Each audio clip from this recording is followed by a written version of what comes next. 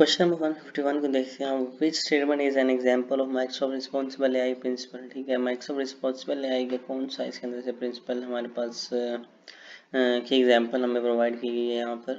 तो स्टेटमेंट्स को देखते हैं। AI system must use only publicly available data. नहीं, ये गलत है। ठीक है, ये हमारे पास किसी भी माइक्रोसॉफ्ट रिस्पॉन्सिबल एआई के प्रिंसिपल में से नहीं है। AI system must be transparent and inclusive. Yes, ये हमारे पास ट्रांसपेरेंसी और इंक्लूसिवनेस जो माइक्रोसॉफ्ट का रिस्पॉन्सिबल AI का प्रिंसिपल है उसका ये गाइडलाइन है, उसकी एग्जांपल है ये। आगे चलते हैं। Extract person drag and drop type question है। स्टेटमेंट को देखते हैं, सिनेरियो को पढ़ते हैं। Extract person location and organization from the text. तो ये हमारे पास टेक्स्ट में से हमने एक्सट्रैक्ट करना है कोई पर्सन की लोकेशन और ऑर्गेनाइजेशन फ्रॉम द टेक्स्ट। तो हम देखते हैं ये हमारे पास इसमें से एंटिटी रिकॉग्निशन की एग्जांपल आ जाती है। ठीक है, नेक्स्ट स्टेटमेंट क्या है, evaluate text along a positive negative scale. तो ये हमारे पास सेंटीमेंट एनालिसिस के अंदर आ जाता है। और कन्वर्जन, किसी भी टेक्स्ट की मल्टीपल लैंग्वेजेस के अंदर आप कन्वर्जन कर रहे हैं तो वो हमारे पास ट्रांसलेशन सर्विस जो होती है उसके अंदर होता है। ये ट्रांसलेशन सर्विस का काम है। अच्छा, you need to reduce the load on telephone operators. आप चाहते हैं कि जो भी आपके टेलीफोन ऑपरेटर्स हैं कंपनी के, उनके ऊपर उनका कुछ लोड कम हो जाए। ठीक है, तो आप क्या करेंगे, आपने इम्प्लीमेंट किया एक चैटबॉट जो कि सिंपल जो क्वेश्चंस हैं उनको प्री डिफाइंड जो आंसर आपने सेलेक्ट किया हुआ है वो आंसर्स प्रोवाइड करता है। ठीक है, उनको रिप्लाई करता है। अब आप कौन सी दो सर्विसेज चूज़ करोगे ताकि आप अपने गोल को अचीव कर सको। आप ऐसा चैटबॉट बना सको जो कि सिंपल क्वेश्चंस को प्रीडिफाइंड आंसर्स के थ्रू क्या कर सके, हैंडल कर सके, उनको रिप्लाई कर सके। ठीक है, ऑपरेट कर सके। तो बोर्ड बनाने के लिए हम एज़ोर बोर्ड सर्विस का यूज़ करेंगे और जो भी लैंग्वेज है उसको अंडरस्टैंड करने के लैंग्वेज सर्विस का यूज़ करेंगे। ठीक है, ये ट्रांसलेटर और जो एज़ोर मशीन लर्निंग है ये दोनों वे डिफरेंट है बिल्कुल इस सिनेरियो से।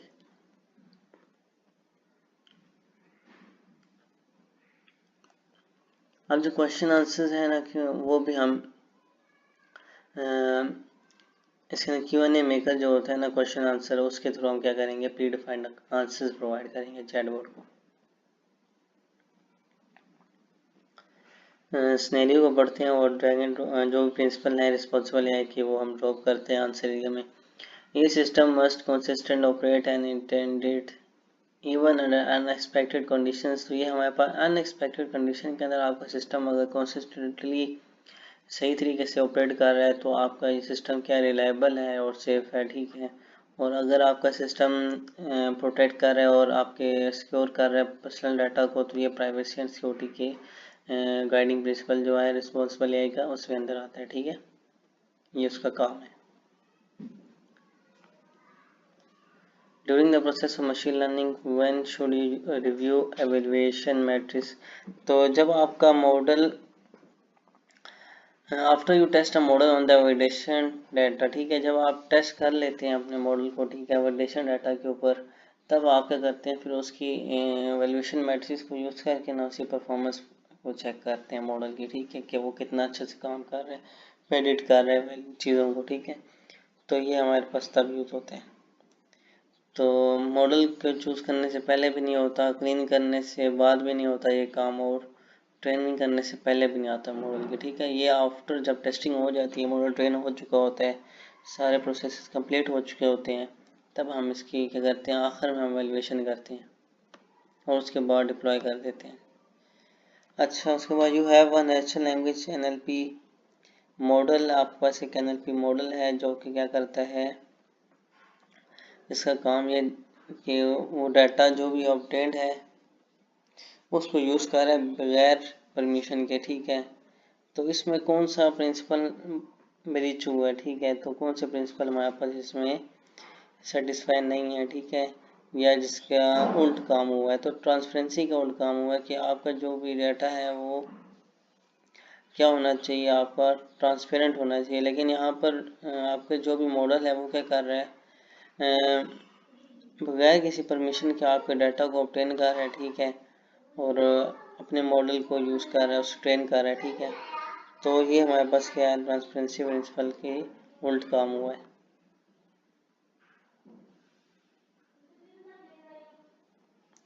157 ensure an AI system does not provide a prediction. ये दोबारा रिपीट हो गया, ठीक है। हमने इस पर डिस्कस किया था कि जब आपके डाटा के अंदर अनयूजुअल और मिसिंग वैल्यूज होंगी तो आपके मॉडल क्या करे, प्रेडिक्शन प्रोवाइड ना करे। तो ये हमारे पास रिलायबिलिटी एंड सेफ्टी प्रिंसिपल है।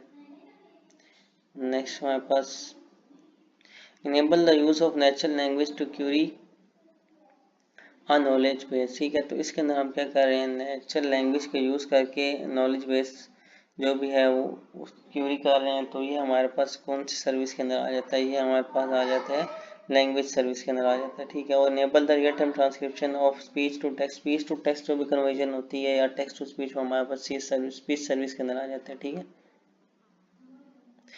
फर्स्ट वन हमारे पास क्या है, बोट सर्विस है, ठीक है। इसमें हम क्या कर रहे हैं, हम नॉलेज बेस को यूज़ करके हम नेचुरल लैंग्वेज को यूज़ करके हम क्यूरी करें नॉलेज बेस, ठीक है। तो ठीक है, ये एजोर बोट सर्विस है, ये हमारे पास लैंग्वेज सर्विस नहीं हो सकती, ठीक है।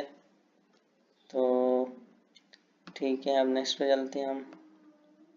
One machine learning technique can be use for anomaly detection which, के कौन सी मशीन लर्निंग टेक्निक को यूज़ करेंगे एनोमली डिटेक्शन के लिए, ठीक है ना। तो इसमें हम कौन सी यूज़ करेंगे जो कि हमारे पास अनयूजुअल चेंजेस को क्या करती हो, आइडेंटिफाई करती हो, या अनयूजुअल पैटर्न्स को आइडेंटिफाई करती हो, उस तरह की हम टेक्निक को देखेंगे, ठीक है।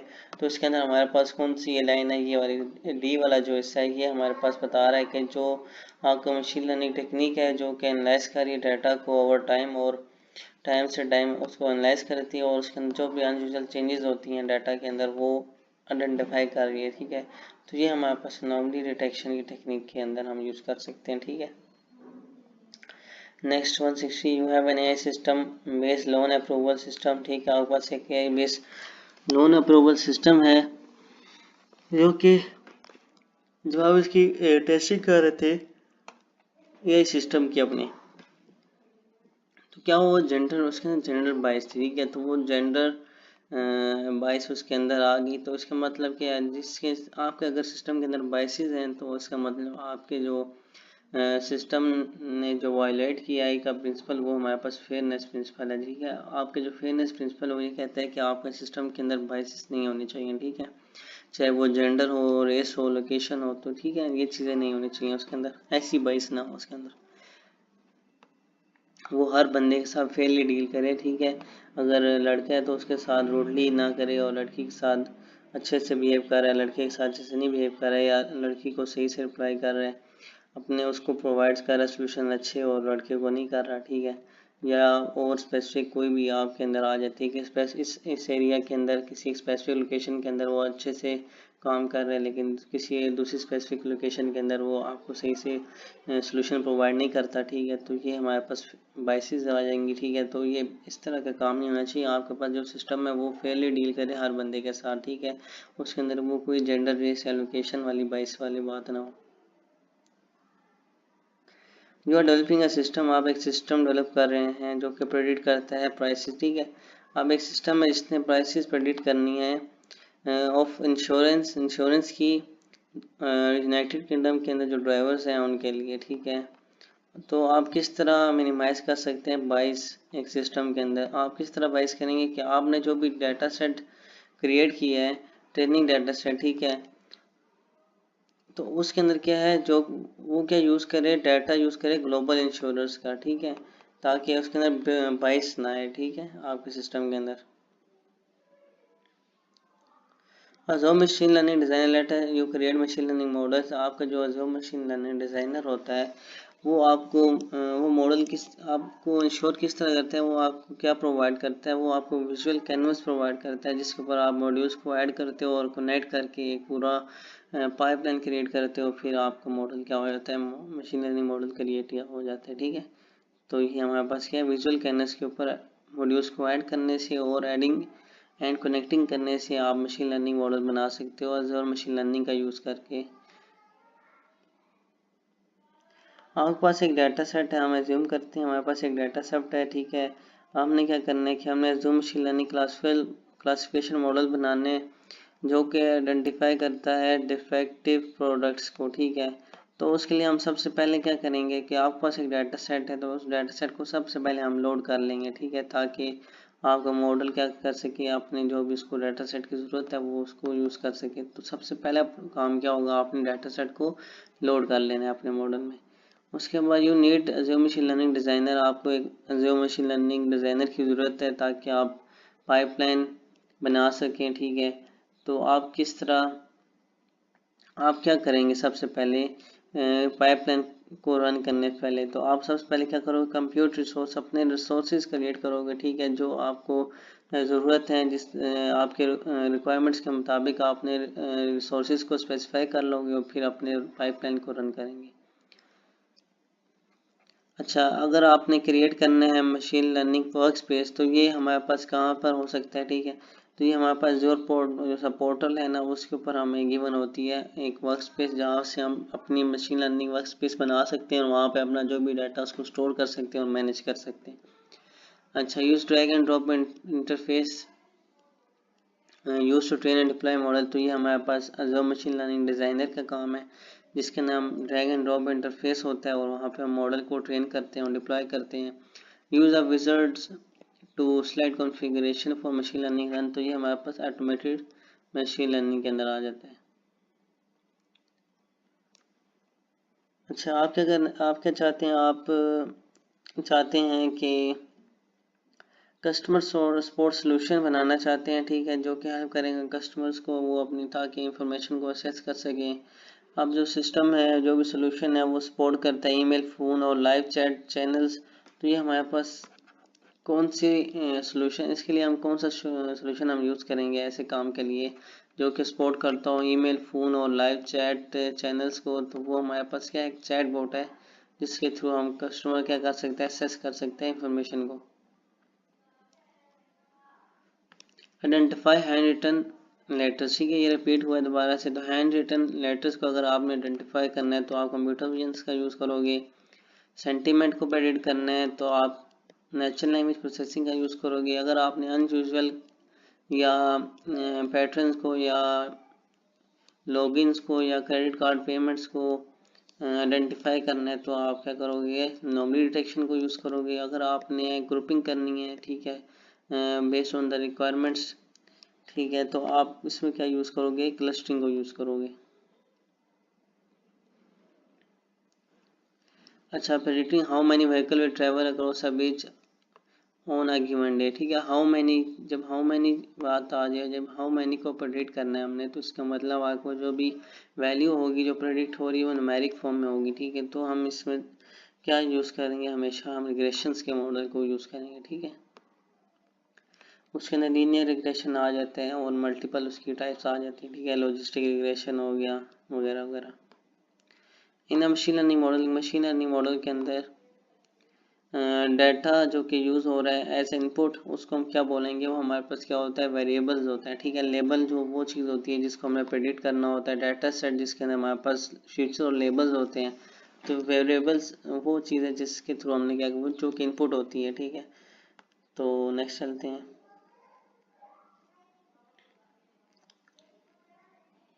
Use recency, frequency and monetary RFM values to identify segments of a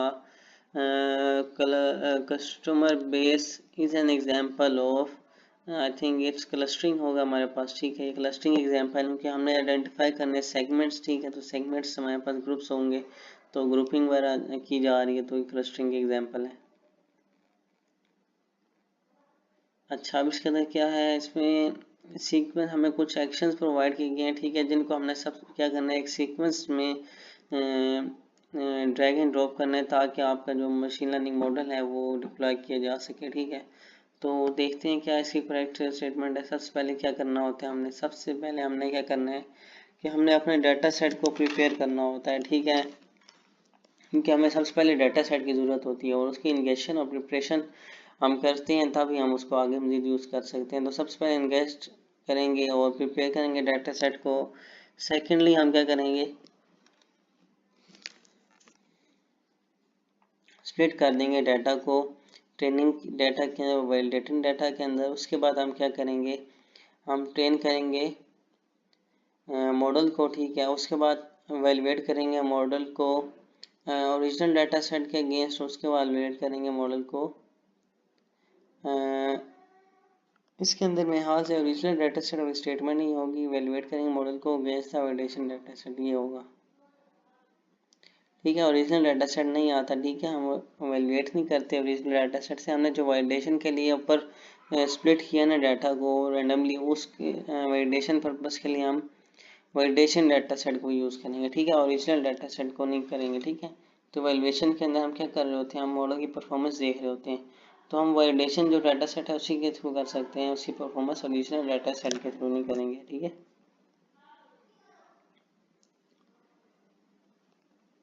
true false type statement है, देखते हैं कौन सी स्टेटमेंट हमारे पास ट्रू है। Organising document groups based on different usage statistics is example of clustering. अच्छा, ग्रुप्स के अंदर हमने करना है convert based on different usage statistics. इसका आंसर आई थिंक ये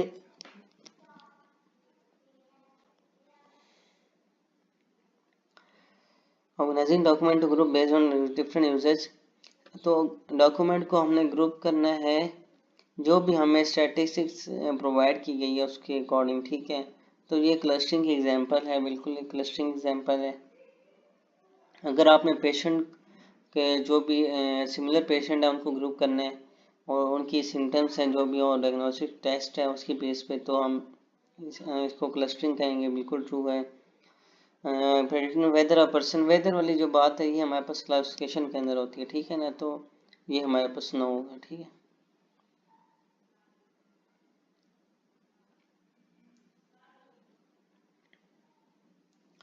जब आप एक रिग्रेशन मॉडल बना रहे होते हैं तो label must have a data type of numeric, ठीक है, बुलियन भी नहीं हो सकती, डेट टाइप भी और टेक्स्ट भी नहीं हो सकती, न्यूमेरिक होगी हमेशा।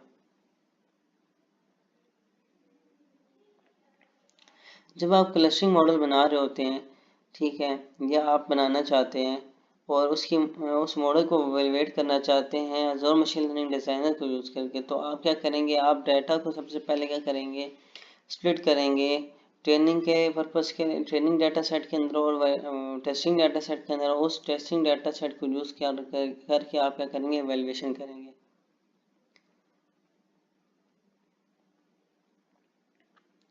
अब उस एक डाटा सेट है जिसके अंदर हमें कोई कॉलम्स हैं और उस कॉलम्स के अंदर हमें हमसे ये पूछा जा रहा है कि जो मशीन लर्निंग मॉडल है उसने कॉलम ई को प्रेडिक्ट करना है, तो उसके अंदर हम कौन सा मॉडल यूज़ करेंगे, तो हम रिग्रेशन मॉडल को यूज़ करेंगे क्योंकि हमारे पास जो भी उसका डाटा है जो प्रेडिक्ट करना है वो न्यूमेरिक फॉर्म के अंदर है। अच्छा, हम चाहते हैं कि हम मल्टीपल वर्जन्स को ट्रैक कर सकें मॉडल्स के, ठीक है, और जो कि जिसको यूज़ करके हमने जो मशीन लर्निंग का यूज़ करके हमने मॉडल को ट्रेन किया और मल्टीपल वर्जन्स के थ्रू हमने ट्रेन किया, तो अब हम चाहते हैं उनको हम ट्रैक करें, इनको स्टोर कर सकें, तो देख सकें हम कि कौन सा मॉडल बेस्ट है। तो हम सबसे पहले क्या करेंगे, हर मॉडल को रजिस्टर कर लेंगे, ठीक है, उसके बाद हम उसको ट्रैक करेंगे। अच्छा, unit to identify groups of rows, आप क्या करना चाहते हो, ग्रुप ऑफ रोज को आइडेंटिफाई करना चाहते हो with similar numeric values in data set, ठीक है। जहाँ पे सिमिलरिटी की बेस के ऊपर हमने ग्रुपिंग करनी है तो हमेशा वो हमारे पास कौन सी मशीन लर्निंग टाइप में आती है, वो क्लस्टरिंग मशीन लर्निंग टाइप के अंदर आती है। जो रिग्रेशन है उसके अंदर न्यूमेरिक डाटा होता है, लेबल गिवन होता है, और क्लासिफिकेशन के अंदर भी लेबल गिवन होता है, लेकिन हमारे पास जो होता है डाटा होता है वो हमारे पास कैटेगरिकल टाइप होता है, ठीक है, यस नो ट्रू फॉल्स इस टाइप का डाटा होगा।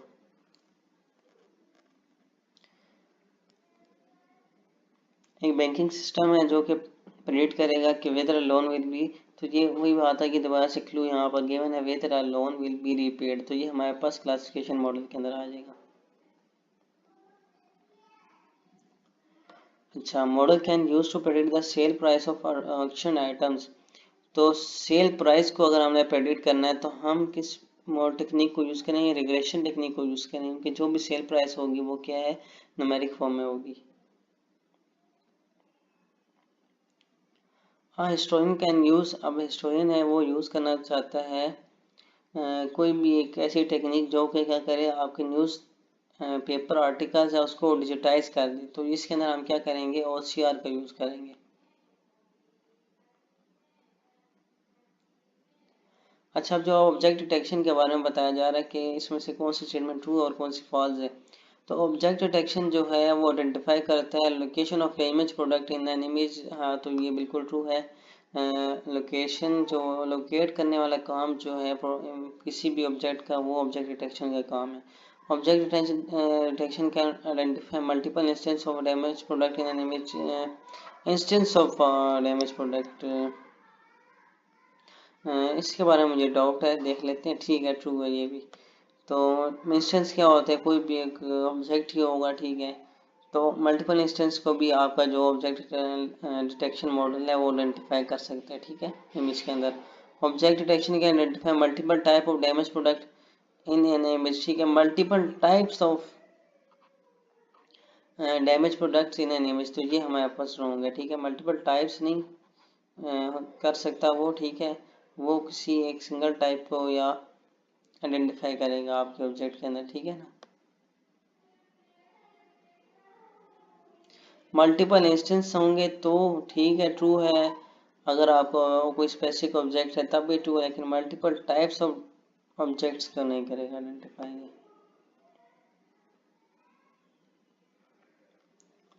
अच्छा, आप चाहते हैं एक मॉडल क्रिएट करना चाहते हैं जो कि लेबल करता है आपके जो पर्सनल डिजिटल फोटोग्राफ्स हैं, तो इसमें आप क्या यूज़ करोगे, आप इस कंप्यूटर विजन्स को यूज़ करोगे।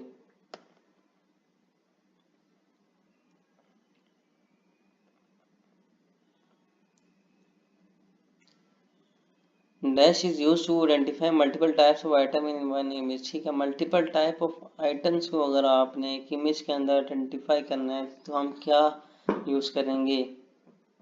हम आई थिंक यहाँ पर ऑब्जेक्ट डिटेक्शन हमने पहले भी देखा था कि वो रॉन्ग था। तो इमेज डिस्क्रिप्शन नहीं हो सकता, क्योंकि इमेज डिस्क्रिप्शन तो आपको कैप्शन प्रोवाइड करता है। ऑप्टिकल भी नहीं हो सकता, ये तो टेक्स्ट को एक्सट्रैक्ट करता है। तो इमेज क्लासिफिकेशन ये क्या, यहाँ पर कुछ गड़बड़ लग रही है मुझे। Object tracing identify multiple type of damaged products in an image. Object detection is used to identify multiple type of item in one image.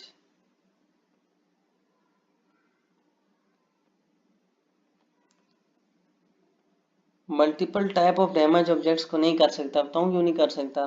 क्योंकि आपने उसको स्पेसिफाई किया हो कि ये चीज़ डैमेज है और ये चीज़ नहीं है, ठीक है। जब मल्टीपल आ जाएंगे तो उसके लिए मुश्किल हो जाएगा कि कौन सी चीज़ डैमेज है।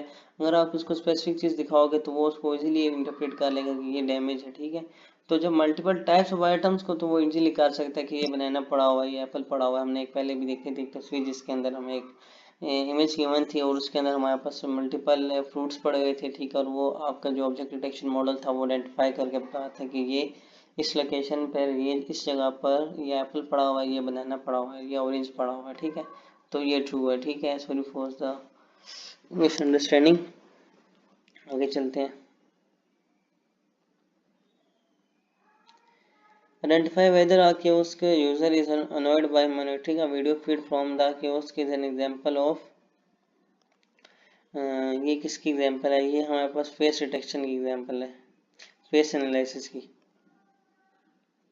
क्योंकि हमने फेशियल एनालिसिस करना है कि उसके फीचर्स, फेशियल जो भी फीचर्स हैं, फेस डिटेक्शन आपके इसलिए यूज़ होता है ताकि आप क्या कर सकें, अपने जो भी जो तस्वीर के अंदर कोई अगर बंदा है उसको आइडेंटिफाई कर सकें ये कौन है। लेकिन अगर आप फेशियल, अगर आप इमोशन और इस तरह की चीज़ों को देखना चाहते हैं तो आप क्या करते हैं, फेशियल एनालिसिस करते हैं, जो कि फेशियल एट्रीब्यूट्स को देख कर बता देता है कि ये बंदा, इसके अभी क्या, ये कौन सी स्टेट के अंदर है अभी और इसके क्या इमोशंस हैं, ठीक है।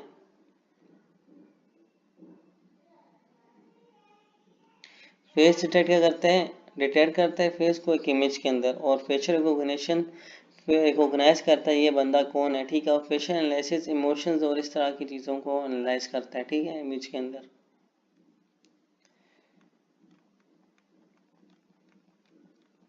आइडेंटिफाई ऑब्जेक्ट इन इमेज की हमारे पास कौन सी सर्विस है, कस्टम ये सर्विस है। Identify people in an image ये हमारे पास कौन सी है, फेस सर्विस के अंदर आ जाता है। और import automatically import data from invoice to a database, ये हमारे पास फॉर्म रिकॉग्नाइजर आ जाता है।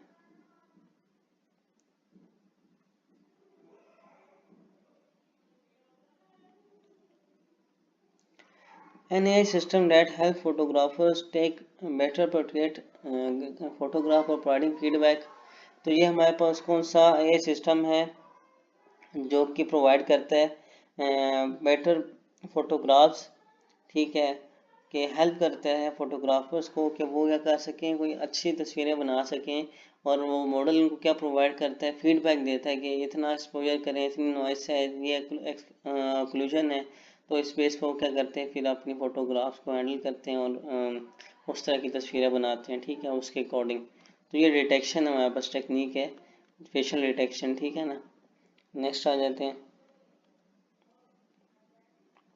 Your company manufacturers widgets, you have 1000 digital photos of widget, ठीक है। You need to identify the location of widget within an image। तो आपने अगर widgets की आपने लोकेशन फाइंड करनी है इमेज के अंदर, तो आप कौन सा मॉडल यूज़ करेंगे, कस्टम वीएन का जो ऑब्जेक्ट डिटेक्शन वाला जो मॉडल है ना, उसको आप यूज़ करोगे, ठीक है, डिटेक्ट करने के लिए, आइडेंटिफाई करने के लिए लोकेशन ऑफ ऑब्जेक्ट्स। अगर आपने हैंड रिटन नोट्स को कन्वर्ट करना है डिजिटल टेक्स्ट के अंदर, तो ये हमारे पास कौन सी कैपेबिलिटी है कंप्यूटर विजन की, OCR वाली। Dash is use to identify multiple type of item in one image, ये दोबारा से रिपीट हो चुका है। तो ये हमारे पास कौन सी ऑब्जेक्ट डिटेक्शन की टेक्निक आ जाती है। You need to develop a mobile app for employ, आप एक मोबाइल ऐप बनाना चाहते हैं, ये रिपीट हुआ दोबारा से, इसको हम डिस्कस नहीं करते, लेकिन चलो यही है। इस पर यह बताया जा रहा है कि आप उन्हें कोई ऐप बनाना है जो कि स्कैन करेगा, स्टोर करेगा, ठीक है, एक्सपेंसेस एम्प्लॉयज़ के जब वो ट्रैवल कर रहे हैं। तो इसके अलावा OCR को हम यूज़ करेंगे, ठीक है, जो कि एक्सपेंसेस जो भी आपके आए हैं उनको डिटेक्ट करेगा और वो क्या करता रहेगा, स्टोर करता रहेगा और स्कैन करेगा, स्टोर करेगा आपका एक्सपेंसेस को। नेक्स्ट चलते हैं। You can use the test service to train an object detection model by using your own data. अगर आप अपनी इमेजेस के ऊपर मॉडल को ट्रेन करना चाहते हैं, तो आप कौन सी सिस्टम को यूज़ करेंगे। आई थिंक ये कस्टम वीएन होना चाहिए, ठीक है, क्योंकि आपका जो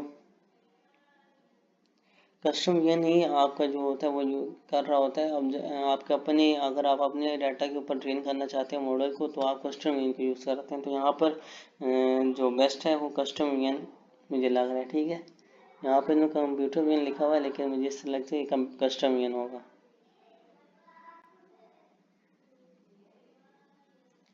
N AI solution that help photographers to take better portrait की दोबारा से रिपीट हो गया। तो ये फेशियल डिटेक्शन और जो AI का सोल्यूशन है उसको यूज़ करके हम फोटोग्राफर्स को नोटिफाई कर सकते हैं कि वो बेटर फोटोग्राफ्स ले सकें।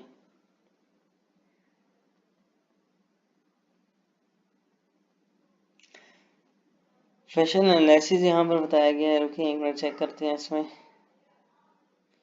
N AI solution that help photographer take better portrait photos पर प्रोवाइडिंग फीडबैक ऑन एक्सपेरिमेंट। तो ये फेशियल एनालिसिस है, नहीं, ये फेशियल एनालिसिस नहीं होगा, ये फेशियल डिटेक्शन होगा।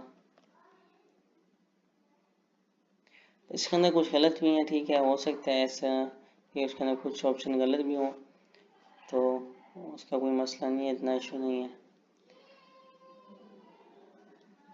आइडेंटिफाई ऑब्जेक्ट इन इमेज, अगर आपने इमेज के अंदर आइडेंटिफाई करने ऑब्जेक्ट, तो फिर से रिपीट हो चुके हैं, हम आगे चलते हैं।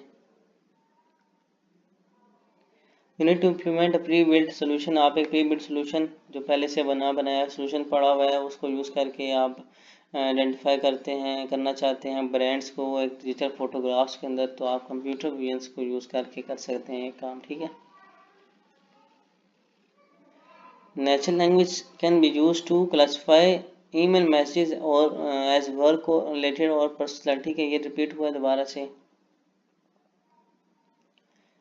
You plan to develop a board, आपने प्लान किया कि आप एक बोर्ड को डेवलप करेंगे जो कि क्यूरी करेगा नॉलेज बेस, एतबार से रिपीट हुआ है। तो इसके अंदर हमने क्या यूज़ करना है, लैंग्वेज सर्विस को यूज़ करेंगे जो कि जिसके थ्रू हम क्या कर सकते हैं, क्यूरी कर सकते हैं नॉलेज बेस को और बोर्ड बनाने के लिए हम क्या यूज़ करेंगे, एज़ोर बोर्ड सर्विस।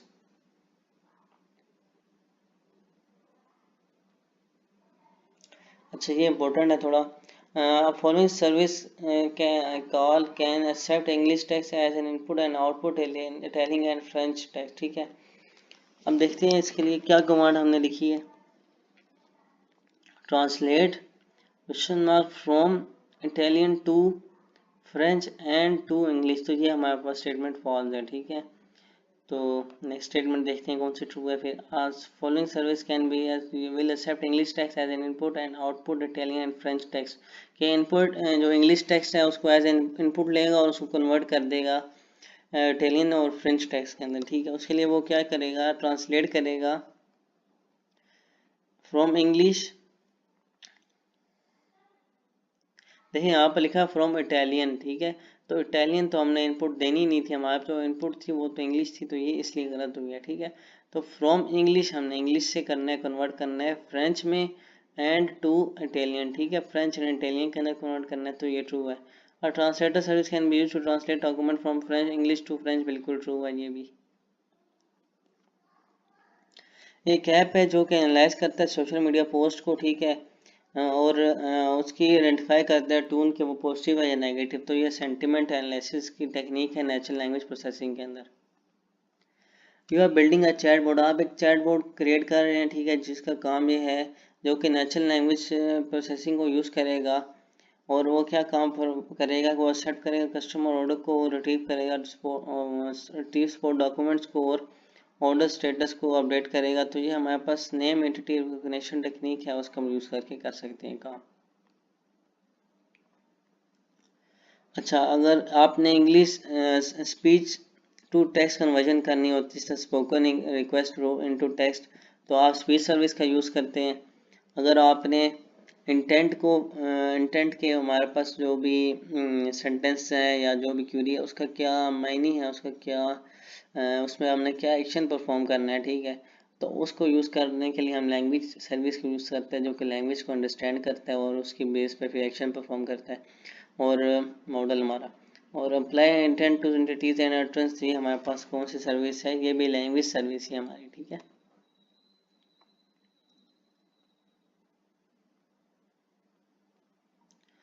अब जो वेब चैट बोट है उसके थ्रू हम क्या कर सकते हैं, वो इंटरेक्ट करता है with user visiting a website, ठीक है। अब जो भी अगर आपका वेब चैट बोट है तो बिल्कुल ऐसी है, जब भी आपका यूज़र विजिट करेगा तो वो उसके साथ इंटरेक्ट कर सकता है, ठीक है, तो ट्रू है। Automatically genetic caption for pre recorded video, तो अब ये क्या एग्जांपल है नेचुरल लैंग्वेज की, यस बिल्कुल ये नेचुरल लैंग्वेज की एग्जांपल है, जिसके अंदर हम स्पीच सर्विस का यूज़ करेंगे, ठीक है। और स्पीच के अंदर मल्टीपल सर्विसेज आती हैं, ठीक है, एपीआईज होती हैं, उनका यूज़ करके हम क्या कर सकते हैं, ऑटोमेटेड जनरेट कर सकते हैं caption for pre recorded videos के लिए। उसके बाद स्मार्ट डिवाइस है जो हम घर के अंदर है, ठीक है, जो कि रिस्पॉन्स कर रही है क्वेश्चन को, what will the weather be like today, तो ये क्या नेचुरल लैंग्वेज प्रोसेसिंग एग्जांपल है, तो ये भी हमारे पास नेचुरल लैंग्वेज की एग्जांपल है। ये हमारे पास लैंग्वेज अंडरस्टैंडिंग की एग्जांपल आ जाएगी, ठीक है, एनएलपी के अंदर।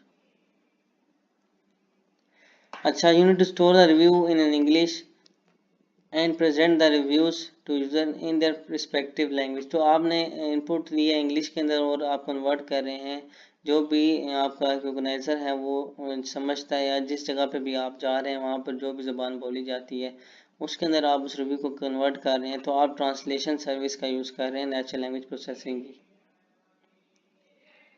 नेक्स्ट हमारे पास है chatbot can support voice input, true.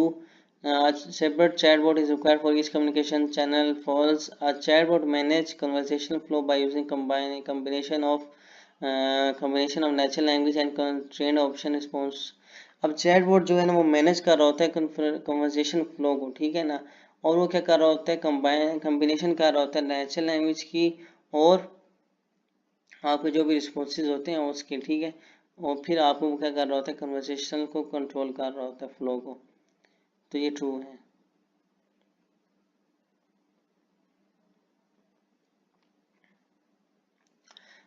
Boat है रिस्पॉन्ड टू क्यूरी, आप ऐसा बोट जो कि इंटरनल यूजर्स का यूज़ करके क्यूरी को रिस्पॉन्स करता है। तो क्या क्या हमारे पास नेचुरल लैंग्वेज प्रोसेसिंग वर्कलोड का हिस्सा है। ये हमारे पास नेचुरल लैंग्वेज का ही हिस्सा है। अब एक मोबाइल एप्लीकेशन है जो कि डिस्प्ले करती है images related to an entered search item. तो ये भी हमारे पास नेचुरल लैंग्वेज प्रोसेसिंग वर्कलोड का ही हिस्सा है। एक वेब फॉर्म है जो कि यूज़ किया जाता है रिक्वेस्ट को सबमिट करने के लिए, और रिक्वेस्ट किया कि आप अपना पासवर्ड को रीसेट करना चाहते हैं। तो ये हमारे पास नेचुरल लैंग्वेज प्रोसेसिंग वर्कलोड का हिस्सा नहीं है। यू हैव अ सोल्यूशन, आपके पास एक सोल्यूशन है जो कि एनालाइज करता है सोशल मीडिया पोस्ट को, ठीक है, और एक्सट्रैक्ट करता है जो भी उसके अंदर सिटी नेम्स गिवन है और most frequently discuss city name है उनको, ठीक है। तो इसमें हमने क्या कर रहे हैं, एंटिटी रिकॉग्निशन का यूज़ कर रहे हैं, ठीक है।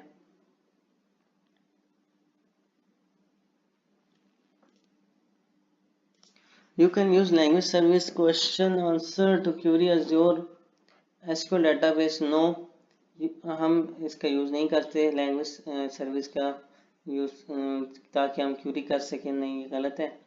और you should use language service question answering when you want a knowledge base to provide the same answer to different users। बिल्कुल ट्रू है। ये हमारे इसमें हम क्या करते हैं कि हम एक क्वेश्चन को एक आंसर प्रोवाइड कर देते हैं, ठीक है, हम एक आंसर दे देते हैं अपने, तो वो जो भी बंदा क्वेश्चन करेगा उसको वो सेम आंसर उसको रिप्लाई करेगा, सिमिलर क्वेश्चन। उसके बाद language service question answer can determine the intent of no. हमारे पास लैंग्वेज अंडरस्टैंडिंग जो है वो इंटेंट को डिटरमाइन कर सकता है, लेकिन लैंग्वेज सर्विस जो क्वेश्चन आंसरिंग वाली है वो नहीं यूज़ करती, ठीक है। You are developing a solution that uses language service, आप एक सोल्यूशन बना रहे हैं जो कि लैंग्वेज सर्विस को यूज़ करती है। तो you need to identify the main talking points. अगर आपने मेन टॉकिंग पॉइंट्स को एक कलेक्शन ऑफ डॉक्यूमेंट्स में से आइडेंटिफाई करना है तो आप क्या करेंगे, की फ्रेज एक्सट्रैक्शन का यूज़ करनी है। अगर आपने डॉक्यूमेंट से नेम्स हो गए, लोकेशन हो गई और डेट टाइम डाटा हो गया, ठीक है, फ़ोन नंबर हो गया, इस तरह की चीज़ों को आइडेंटिफाई करना है तो आप क्या करते हैं, एंटिटी रिकॉग्निशन का यूज़ करते हैं।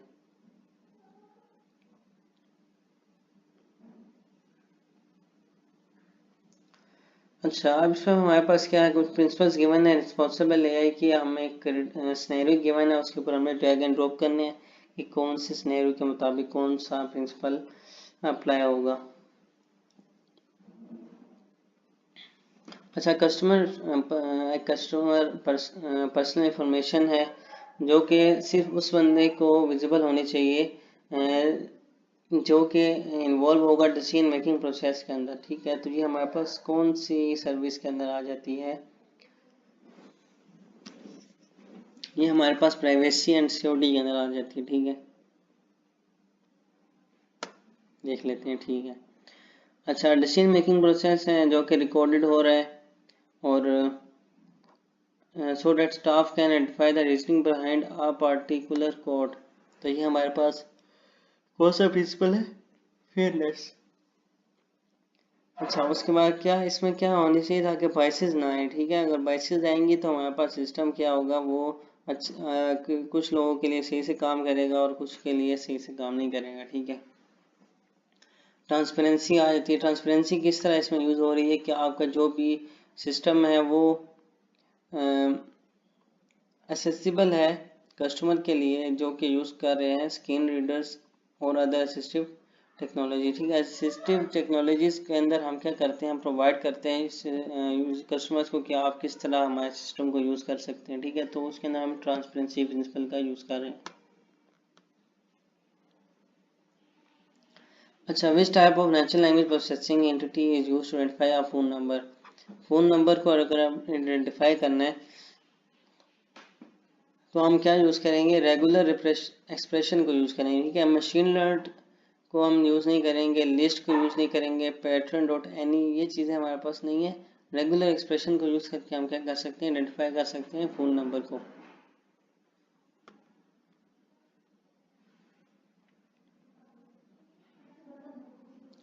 When rating the performance of a model, जब आप मॉडल की परफॉर्मेंस को वैल्यूएट कर रहे होते हैं तो आप क्या चीज़ यूज़ कर रहे होते हैं आप, ताकि आपका जो भी प्रडिक्शंस है एंड एक्चुअल पॉजिटिव है and negatives by using grid of 0 and 1। तो इसमें आप क्या इसमें हमें हाथ थ्रेशोल्ड का यूज़ करके अपने मॉडल को वैलिडेट कर सकते हैं, ठीक है ना। और थ्रेशोल्ड के अंदर क्या होता है, आपके पास 0 और 1 के अंदर रिजल्ट आता है, ठीक है। अच्छा, कौन सी सर्विस को यूज़ करके आप एक्सट्रैक्ट कर सकते हैं इंटेंट, तो ये हम इसमें स्पीच सर्विस का यूज़ करके इंटेंट को रिकॉग्नाइज कर सकते हैं। You are building language understanding model. आप एक लैंग्वेज अंडरस्टैंडिंग मॉडल को बिल्ड कर रहे हैं। ये दोबारा से रिपीट हो चुका है क्वेश्चन, हमने स्टार्टिंग में किया था, ठीक है। तो चलो पढ़ लेते हैं इसको। आप एक लैंग्वेज अंडरस्टैंडिंग मॉडल को यूज़ कर रहे हैं। अब आप चाहते हैं कि आपका जो मॉडल है वो क्या कर सके, डिटेक्ट कर ले जब आपकी अटरेंस होगी, ठीक है, जो आपकी जो भी एक स्कोप है ना, एक लेवल है, उससे बाहर चली जाएगी, ठीक है। यानी कि जो इनपुट है आपकी वो एक लेवल से बाहर चली जाएगी। तो आपने क्या करना है कि जब इस तरह का काम हो तो आपने उस एंट्रेंस को डाल देना है नॉन इंटेंट के अंदर, ठीक है, जिसका कोई मकसद नहीं है, ठीक है। तो हमारे पास 30 IQ के क्वेश्चन, MCQ टाइप क्वेश्चंस हमने सारे क्लियर कर लिए, ठीक है। तो हमारे पास अब और मज़ीद इसके अंदर कुछ नहीं रहा। तो इस वीडियो का वहीं पे इख्तिताम करते हैं।